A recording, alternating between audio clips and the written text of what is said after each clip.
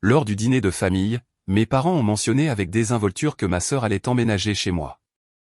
Je n'ai pas tout de suite compris ce qu'ils venaient de dire. Le bruit des couverts, le murmure des conversations, les rires autour de la table avaient rendu leurs mots presque anodins. Pourtant, ils venaient de changer quelque chose d'irréversible. C'était pendant le dîner de famille, un de ces repas qu'on organise par habitude, où chacun joue son rôle sans trop réfléchir.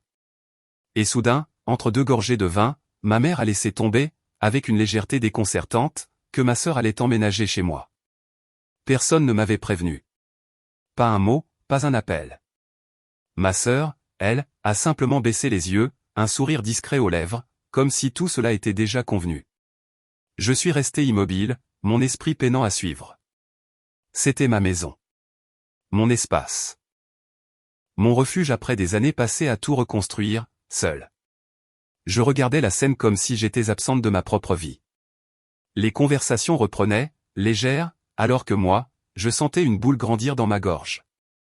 Je n'avais jamais été consulté, seulement assigné à ce nouveau rôle, celle qui accueille, celle qui cède, celle qui ne dit rien. Depuis l'enfance, c'était toujours ainsi. Après le dîner, j'ai marché longtemps dans les rues de Bordeaux, les mains dans les poches, respirant l'air froid pour apaiser la colère qui montait. J'essayais de comprendre comment on en était arrivé là. Peut-être parce que j'étais celle qui avait réussi, celle qui avait un appartement spacieux, une situation stable.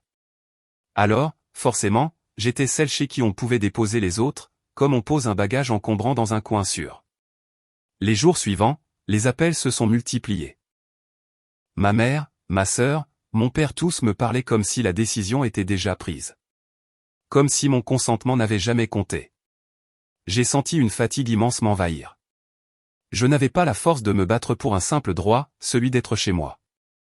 Mais le jour prévu pour son arrivée, quelque chose en moi s'est fissuré. Je me suis levé tôt, j'ai regardé chaque pièce de mon appartement. Les livres, les plantes, les photos, tout ce que j'avais choisi représentait ma liberté durement gagnée. Alors j'ai pris une décision. Pas un cri, pas une confrontation. Juste un choix silencieux. J'ai laissé un mot sur la table de la cuisine et j'ai pris la route. Direction la mer Arcachon, les dunes, le vent salé. J'y suis resté plusieurs jours, sans prévenir personne. Quand je suis revenu, l'appartement était vide. Ma sœur n'était jamais venue. Depuis, ils m'en veulent un peu, je le sais. Mais pour la première fois, je ne culpabilise pas.